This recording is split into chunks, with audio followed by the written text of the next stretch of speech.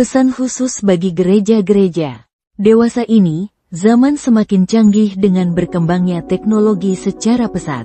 Pengembangan kecerdasan buatan membantu pekerjaan-pekerjaan secara efisien. Kecepatan informasi pun cepat dan mudah tersiar. Era teknologi sekarang benar-benar membuat manusia tidak lagi merasa dibatasi ruang dan waktu. Oleh sebab itu, hal ini pun seharusnya dimanfaatkan oleh gereja-gereja Kristus untuk ikut andil dalam menyiarkan kebenaran. Sebab setan pun tidak henti-hentinya bekerja sampai sekarang. Kepalsuan dan kesesatan pun menyebar dengan mudah dan cepatnya, membuat kekacauan dan kebingungan bagi penduduk bumi. Yohanes 9 ayat 6 dan 7. Setelah ia mengatakan semuanya itu, ia meludah ke tanah, dan mengaduk ludahnya itu dengan tanah, lalu mengoleskannya pada mata orang buta tadi dan berkata kepadanya, "Pergilah, basuhlah dirimu dalam kolam Siloam." Siloam artinya, yang diutus. Maka pergilah orang itu, ia membasuh dirinya lalu kembali dengan matanya sudah melek. Yesus mencelikkan orang yang menderita kebutaan sejak lahirnya.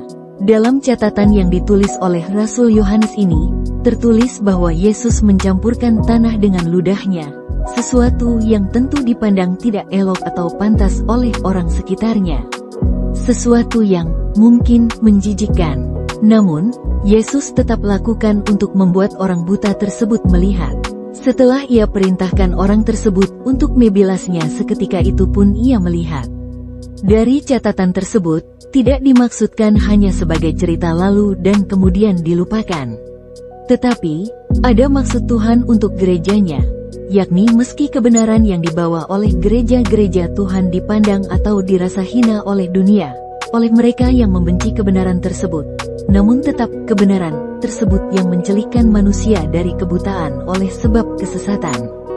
Bukankah Kristus pernah berkata, "Jikalau kamu tetap dalam firman-Ku, kamu benar-benar adalah murid-Ku dan kamu akan mengetahui kebenaran, dan kebenaran itu akan memerdekakan kamu."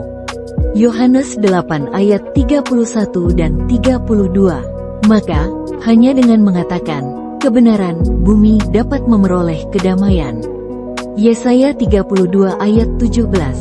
Di mana ada kebenaran di situ akan tumbuh damai sejahtera, dan akibat kebenaran ialah ketenangan dan ketenteraman untuk selama-lamanya.